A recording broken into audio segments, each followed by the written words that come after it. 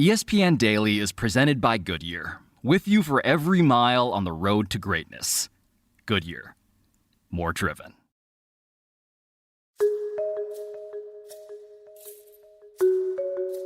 Hey guys, it's Pablo here. This week we're bringing you some of our finest episodes from this past year, from an unforgettable heist to the little-known, longest-running contract in baseball, to this one. Our story with Ryan McGee on the NASCAR crash that killed racing superstar Dale Earnhardt Sr. and how it changed sports forever. It's Monday, August 30th. This is ESPN Daily. It'll be lap 207, the longest Daytona 500 ever.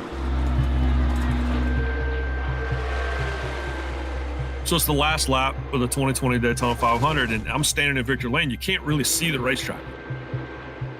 Ryan McGee covers NASCAR for ESPN. So I'm actually watching on the television monitor. White flag under green. Next flag will end the race, and Newman is there. Here comes Ryan Newman. He's in the lead. He's got a chance to win, another Daytona 500.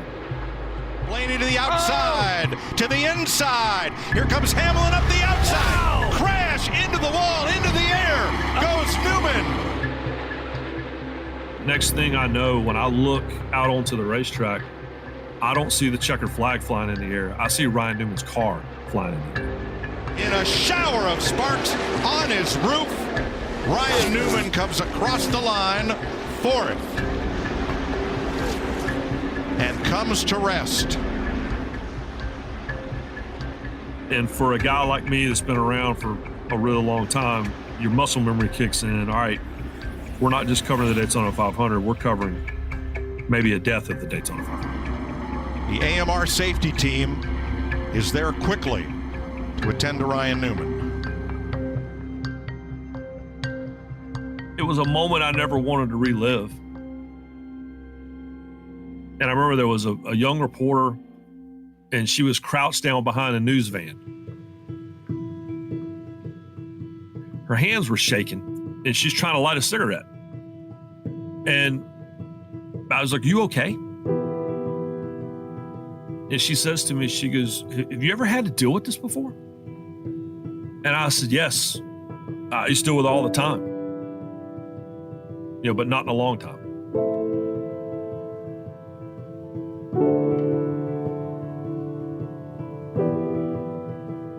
When Ryan Newman crashed during the final lap of last year's Daytona 500, the entire NASCAR world held its breath, fearing the worst, and remembering what happened 19 years earlier on the same lap of the same race, when the sport lost its greatest legend. The three car down. Big trouble. Big wreck behind him. His car, he and Earnhardt crashed together. After the accident in turn 4 at the end of the Daytona 500, we've lost Dale Earnhardt.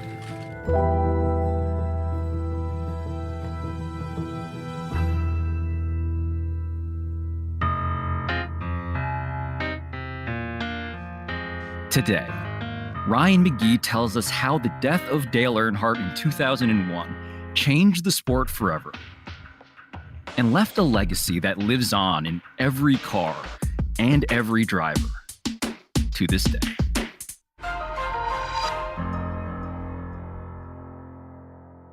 Ryan McGee, ESPN Daily's chief paint trading correspondent. Thank you for joining me, man.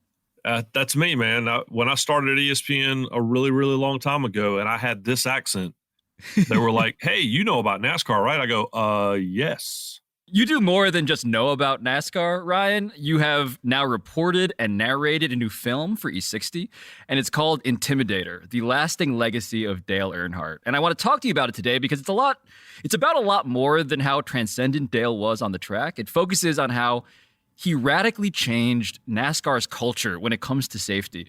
But before we get into that, I do want you to just kind of sketch out for us who Dale was for the uninitiated here and what made him such a towering figure in the NASCAR universe. Well, and it's interesting because he's been gone 20 years. I mean, NASCAR has run more than 700 races without Dale Earnhardt. And so for those of us of a certain age, the idea of having to explain him and why he's such a big deal seems insane. But we saw it with The Last Dance. The Last Dance runs, and half of Twitter was like, well, he was good, but this Jordan character feels like we should know about him. And we were so offended, but bless their hearts, they didn't see him play. And so in this case, you have an entire generation, 20 years exactly, of sports fans who didn't see Dale Earnhardt race. But it wasn't just about 76 wins and 7 championships. It also was just about the presence in the room. I always say with Dale Earnhardt, if there was 1,000 of us in a ballroom and we're all looking, at a stage, and he were to come in the back door when none of us were looking, we'd all instinctively just turn around because the air in the room changed. There was just a presence and a way that he carried himself and conducted his business. And the intimidator thing, that was legit. Every time I knew him, and every time I was in a room with him, there was a little part of me that was just trying not to say something stupid or pass out. So, like on the back of the baseball card, Ryan, so to speak, what are the accomplishments that people should know about what Dale did? Well, the 76 wins are a really big deal, but the 7 championships in, 70 plus years of stock car racing, only 3 people have won 7 championships. They're racing door to door in turn 4. It is going to be Dale Earnhardt by maybe 1 foot as he wins the Cracker Barrel 500. Looking for the checkered flag. The fans are on their feet. He waves to them. The checkered flag is out and Earnhardt wins. His greatest success was on the super speedways, the Talladega Super Speedway and Daytona. He won 34 races at Daytona National Speedway. 34. Now, only one of those was the Daytona 500. And that was part of the appeal for him, was even though he was this one tough customer and the man in black and the intimidator and all those things, it took him 20 tries to finally win the Daytona 500 and lost it in heartbreaking fashion multiple times. 20 years of trying, 20 years of frustration. Dale Earnhardt will win the Daytona 500. That trophy right there, my name's on it now. They can't take it off. I don't care. I love it. He was an everyman, but he also was Superman. And that was always the appeal. And outside of that ballroom full of the sports power brokers, Ryan, what was his status like regionally among the NASCAR faithful? How would you begin to describe what he meant to those people? Well, at first they hated him because when he came along in the late 1970s, and, it wasn't disrespect, but he didn't back down from Richard Petty, from Cale Yarborough, from Bobby Allison, from David Pearson, and he pissed them off. I mean, they couldn't stand him, and he would wreck them on a short track race in Martinsville, and afterwards Richard Petty's lecturing him. Listen, kid, you can't do it like this. And he just kept doing it his way. Dale Earnhardt would pass up friendship if it meant he'd be respected. He'd pass up respect if it meant he'd win. Labonte takes the lead. Here comes Earnhardt. He hits Labonte. Labonte spins in turn 2. I wasn't going to wreck him, but I got to him and he turned him around. So didn't mean to really turn around, meant to rattle his cage over. Earnhardt comes in, taps him, and around he goes. Anytime you get close to racing with Earnhardt, you're in trouble.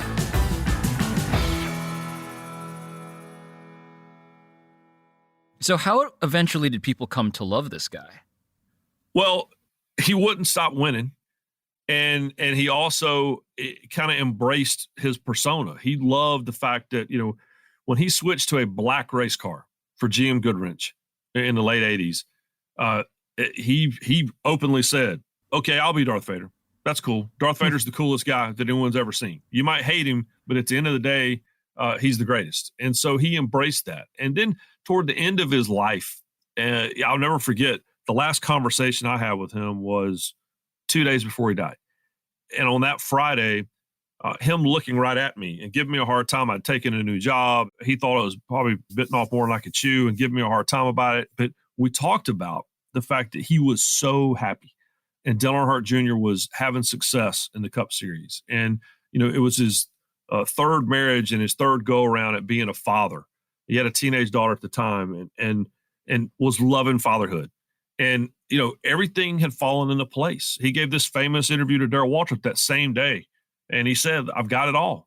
And for the first time in his life, he was truly happy. And so to go from this angry, didn't want to talk, would punch you in the face guy to the guy we saw at the end and who won races the whole way through, it was quite the metamorphosis. This is a guy who dropped out of school in the 8th grade and was embarrassed by that. But when he died, was worth almost $500 million. And so there's just people who are, in the words of Dale Jr., there's people who are just the guy. And Dale Earnhardt was the guy. So Dale Earnhardt, Ryan, he was on top of the racing world. He was coming off this incredibly successful decade in the 90s where he wins 4 Cup championships. But at the same time, NASCAR itself was in some ways fraught, specifically when it comes to safety. What was it like covering the sport at that time? It was terrible. And it wasn't just NASCAR. I mean, listen, I covered IndyCar, I covered drag racing, I covered dirt track racing, and people were dying all the time. I mean, to the point that I remember after Tony Roper died. I just got the word that Tony Roper passed away. 35-year-old Roper is the 3rd man to die in NASCAR this year. It just seems like almost on a regular basis now we're faced with situations like this. And it was in October of 2000. And I saw everyone in the garage at Talladega getting ready for the Cup Series race. Could have cared less. And I came home and told my wife, I remember that night, I said, I'm done. I gotta figure out a way to cover another sport. I cannot cover another funeral. Adam Petty was 19 years old. Richard Petty's grandson had died that May. And Kenny Irwin Jr., who I had spent a lot of time with, was a young Cup Series racer. He died that summer, same track, New Hampshire Motor Speedway, where Adam Petty died. But everyone just kind of kept rolling with it. And I just couldn't believe it. I just remember thinking, why are we not fixing these things? Why are you racers not fixing this stuff? But they just were moving on to the next race. So your film documents 9 deaths throughout NASCAR in the 1990s, and how 7 of those deaths were attributed to the same kind of injury. What was that injury? The fatal injury for all of those racers was what we call a basilar skull fracture. And what was happening was the racer is strapped with multiple point harnesses into the race seat, but the head is not restrained. And you're talking 12 pounds, a human head with a helmet on it. And so when these racers would hit a bare concrete wall and the car would go from 180 miles an hour to 0, the head would continue to travel. And so a basilar skull fracture, what that means is the 5 bones that connect the skull to the top of the spinal cord are broken. The spine, the blood vessels, the breathing passages, everything is ripped apart. And so death comes instantaneously. And so that's the injury that was killing these guys. And so a head and neck restraint keeps your head restrained along with your body. It was relatively new technology, but it existed. And drivers didn't want to wear it because they weren't comfortable, and they didn't know what a basilar skull fracture was. We just said head injuries. That's all we said.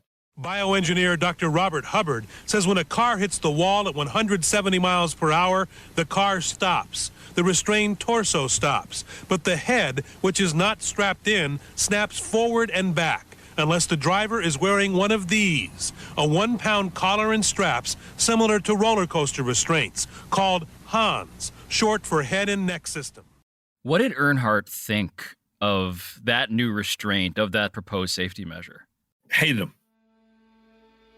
Hated the Hans device was the primary head and neck restraint. You're taking a metal and carbon fiber neck brace, essentially, and it sits on the shoulders, and there are straps that connect that brace to the helmet. And he hated it because he thought it would keep him from using his legendary peripheral vision. I'm comfortable that the cars are safe, and I'm safe in there, and everything's going to be okay. I don't never think about seeing another guy wrecked that I could be in the same situation. And so there were safety ideas and theories that he liked. He loved the idea of soft walls, of an energy-absorbing barrier, but he hated the Honda place. I've crashed a lot. People's crashed over the years and not got hurt, and people's crashed and lost their lives. Who's to say what's right and wrong? I don't know.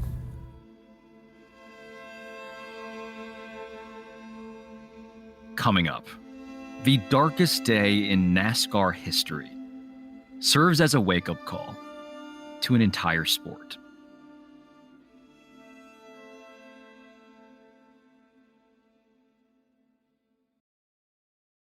College football fans, after an offseason that felt a little more off than usual, Fansville and Dr. Pepper invite you to celebrate because college football is back, and so are the fans. Yes, it is the most wonderful time of year again, the season of Saturdays, when rivalries run deep and nacho cheese dip runs even deeper. So crack open an ice-cold Dr. Pepper, warm up your cornhole tossing arm, and return to glory with an all-new season of Fansville by Dr. Pepper, the one fans deserve.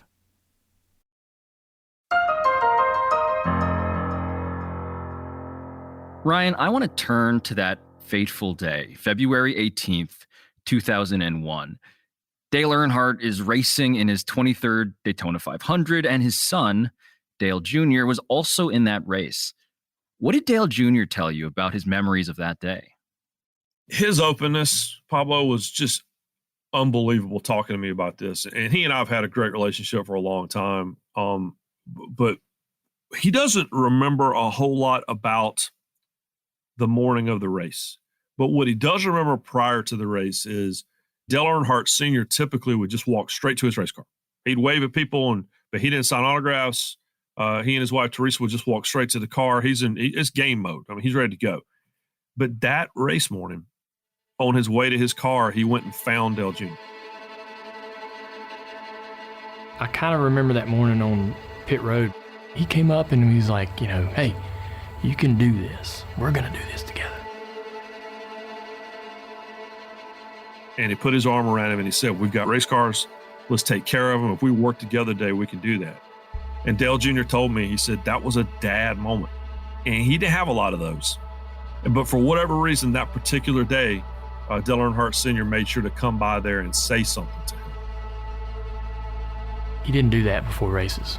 I never saw him. I'd be at my car getting in and he wouldn't come up to me, The rest of the memories are all afterwards. And now for the most famous words in motorsports. Gentlemen, start your engine!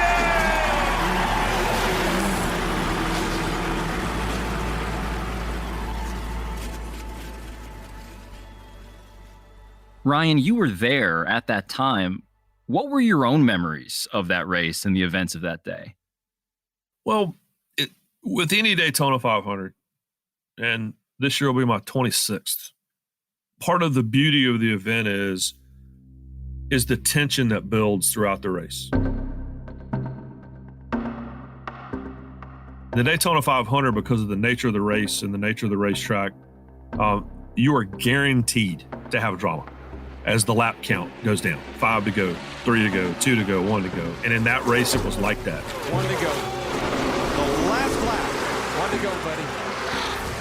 And there was something that happened on that last lap that no one had ever seen before, which was that Dale Sr. went from racing for first and being his normal aggressive self to moving into a third place defensive position. Because the two cars that were running up front, Michael Waltrip and Dale Earnhardt Jr., were owned by Dale Earnhardt. That was his race team, Dale Earnhardt Incorporated. Wasn't the team he drove for, but that was the team that he owned. And so he started blocking his inside. Blocking. Atta boy. Dale Earnhardt was running third. The field behind him had gotten very antsy, and they were doing everything they could to try to get around him. And it was just a bump. Rubbin's racing. That's a cliche for a reason. And he was turned into the outside retaining wall and turned forward.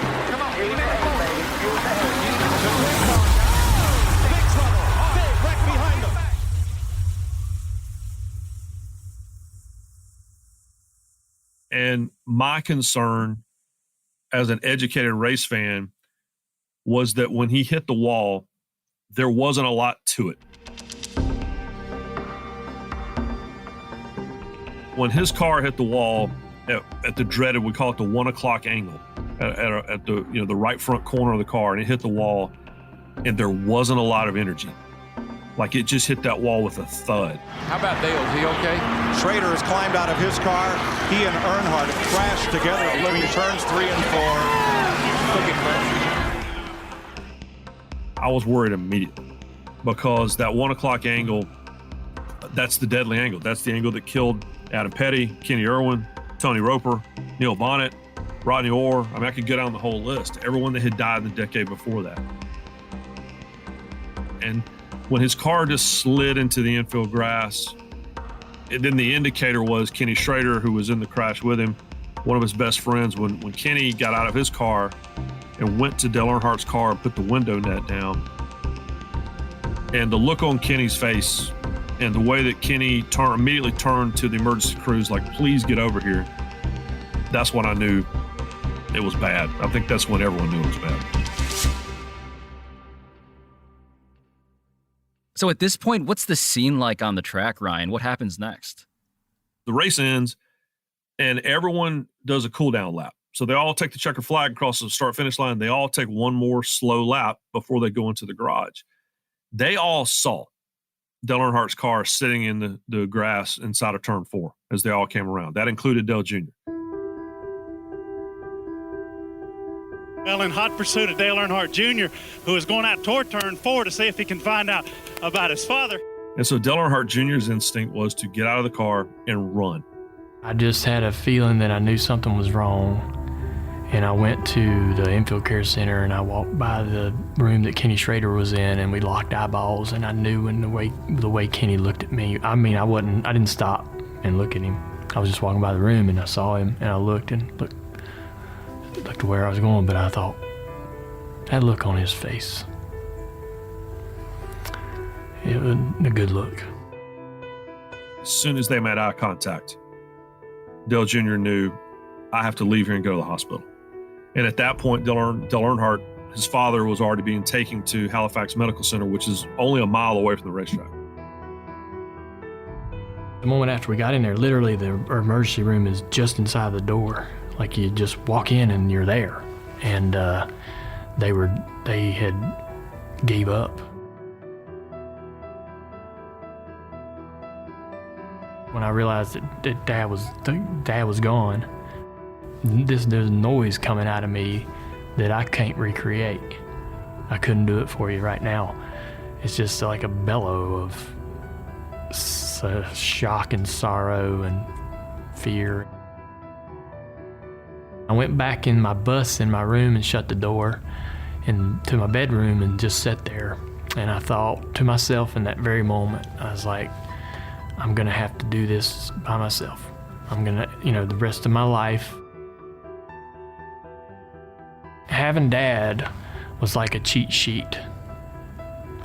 Having Dad was like knowing all the answers to everything. And I was like, man, I'm gonna have to do this without that the rest of my life.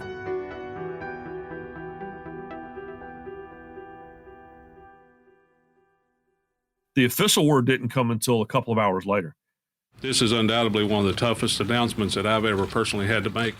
It's the most infamous 4 words in the history of motorsports. After the accident in turn 4 at the end of the Daytona 500, we've lost Dale Earnhardt. We've lost Dale Earnhardt. Spoken by Mike Helton, the NASCAR president. And he had already known at that point for almost 2 hours. They just had to figure out how they were going to say this. Drivers used to say the worst thing to see on the track was Dale Earnhardt in your rearview mirror. Now we all realize the worst thing is not to see Dale Earnhardt at all. In the wake of Dale's death, Ryan, we saw grief and sadness overtake the sport. We saw seemingly never-ending tributes to him. And we saw this growing sense that NASCAR could not let this happen again, especially after it was confirmed that Dale had succumbed to that same basal skull fracture. Do you remember when and how you started to notice that the response to Dale's death was going to be something more than just grief? Yeah, it was the next weekend. The very next weekend, the next race was scheduled at my hometown track in Rockingham, North Carolina, the North Carolina Motor Speedway.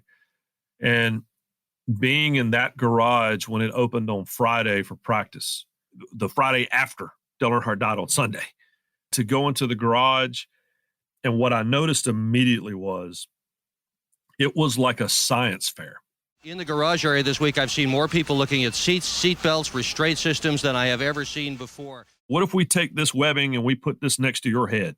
Or what if we extend this armrest on your seat to where it will rise up and your head will be up against that if you have a right front impact?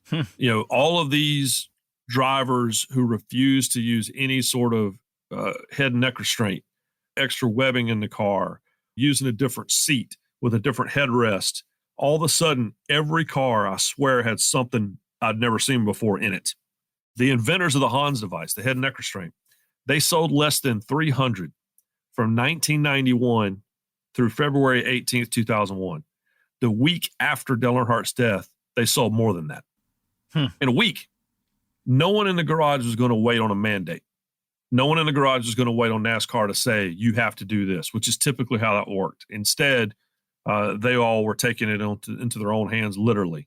And that continued throughout the summer until NASCAR finally mandated head and neck restraints in October of 2001. So at this moment in time, Ryan, it seems like the people who had been most opposed to those changes were the drivers themselves. How exactly did this particular event do so much to change their minds on this? Well, Dale Earnhardt Jr. was really eloquent about this. When it was just another driver, it was easy for the driver group to go, hey, that's part of racing. But when it was the man, you went, dang, it can happen to him, it can happen to me. What it became, well, it was kind of a freak accident. That's how this guy died. Or it became, well, Adam Petty was only 19. He wasn't experienced. Or Kenny Earl Jr. was always kind of reckless. And, Tony Roper, that was a weird way he got turned into the wall. You kind of figured out a way to reason through it. But when Superman died, all of a sudden you have a group of individuals and race car drivers who are having to grapple with something that they really do not like to ever face, and that's vulnerability. If the superhuman dies, then the human has no chance. And that's what happened. You mentioned the adoption of the head and neck restraint. What other key safety measures did NASCAR introduce after Dale's death? Safer barriers, soft walls. We call it energy absorbing walls that could be bolted to, at the time, the current concrete walls. That was the second big step. And the third big step was within the race car itself. As these cars were getting faster, they were becoming more rigid, the way they were built. And the greenhouse, they call it, around the race car driver had gotten tighter. There wasn't much space for them to move around. And so that changed. By the middle of the 2000s, that greenhouse area had become a box, a reinforced steel box, and the drivers were moved more toward the center of the car to try to give them, a fighting chance, if they had a left side impact. And so all of that was set into motion on February 18th, 2001.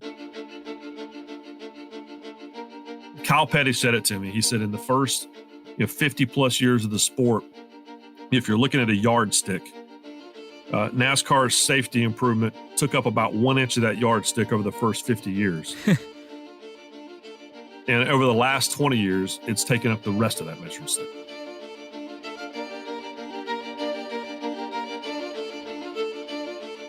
Up next, NASCAR's safety improvements are put to the test.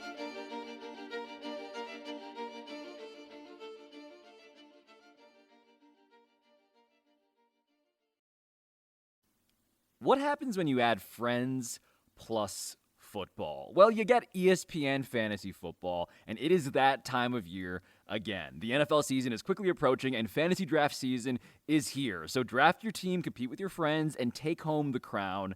ESPN Fantasy Football with insights provided by IBM Watson. Sign up now at espn.com/fantasyfootball today.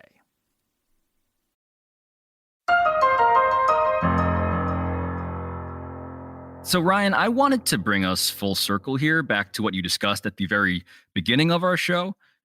Last year's Daytona 500 and Ryan Newman's crash, because in some ways, it was eerily, almost cosmically similar to the crash that took Dale Earnhardt. It was the same race, the same lap, and for a while afterwards, I know everyone watching thought it would have the same outcome, but it didn't. Ryan Newman walked out of a Florida hospital today, just under 48 hours after millions of viewers had pronounced him dead. Newman was the beneficiary of the safety upgrades that came after Dale Sr. died on the same track in the year 2001. What did those safety improvements, the ones spurred by the death of Dale Earnhardt, what did they do for Ryan Newman? You know, I've watched that crash so many times now. I've watched it with Ryan Newman. And what he says, he still has the car. He has the car in a barn on his property in North Carolina. I've got the car, I've got my helmet. I feel like that race car is a trophy of something that saved my life. And I asked him, what does he see when he looks at that car? And he said, I see every person, every engineer, every race car driver who contributed to all of the things that added up to save my life. It's a credit to all the people in the industry, not just this year, not just the people that built that race car, but the last 100 years of building race cars and technology. Those people collectively saved my life.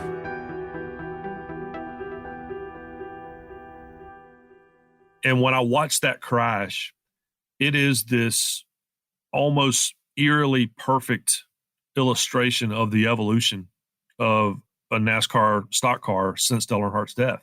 I mean, he hit with a right side impact, but he hit a safer barrier, a soft wall. He had a super strong head whip with all the G-forces. Well, that head whip was minimized by a head and neck restraint. When he ended up upside down on the racetrack twice and was driven through by another race car, the custom seat fit only to his body that he was in. That tub is what saved his life. The brand new tech helmet that he was wearing. I mean, all of those things added up. There was a Newman bar that had been added to those race cars several years ago per Ryan Newman's suggestion after an upside down on his roof crash he'd had at Talladega, actually 3 of them in the course of a couple of years. So all of those things added up to save him. And he knows that, but he also adds there had to have been an angel involved in there too, because as a Purdue educated engineer, he still can't add it all up and make it work. So when you add up all the math, Ryan, since Dale died, how many deaths have there been in NASCAR? Zero deaths across NASCAR's top 3 national series since February 18, 2001.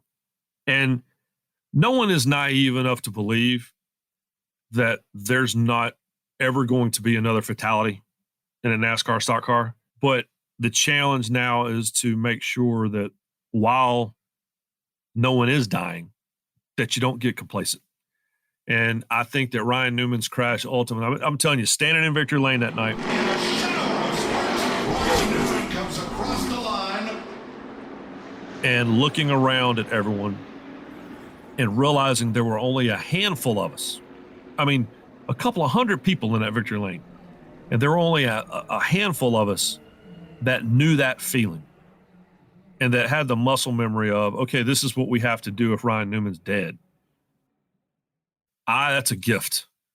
But it also was a reminder to the people who have never experienced that, racing is safer, but it's never going to be safe. So, Ryan, this streak that NASCAR is now on with 0 deaths since Dale passed away, I'm curious about this idea that actually some people are now wondering if NASCAR had gotten too safe. Yeah. How are people feeling about it now? How are you feeling about that now? Yeah, I haven't heard anything out of them since Ron Newman's crash. You know, we used to hear that all the time. And then when those same people who clearly weren't around when I was around in the 90s, when it was just funeral after funeral after funeral, after everyone stood there silently in the grandstand at Daytona and outside that hospital that night, and I got friends calling going, I can't believe what I just saw. He just died. I haven't heard anything out of those folks because they got a little taste of it, a little taste of how awful it can be. You know, there's a great Springsteen quote, you know, it was in his book, Born to Run. And the quote was, he said, he likes his gods old and grizzled and here. And he said, the exit in a blaze of glory is bull. And that's how I feel. You might think it's romantic to be racing out there with concussions and broken bones and your eyelids taped open and death. But I was there and I saw it, and there wasn't a damn thing romantic about it.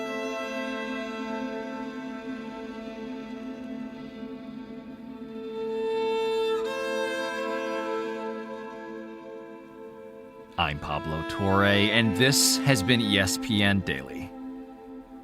I'll talk to you tomorrow.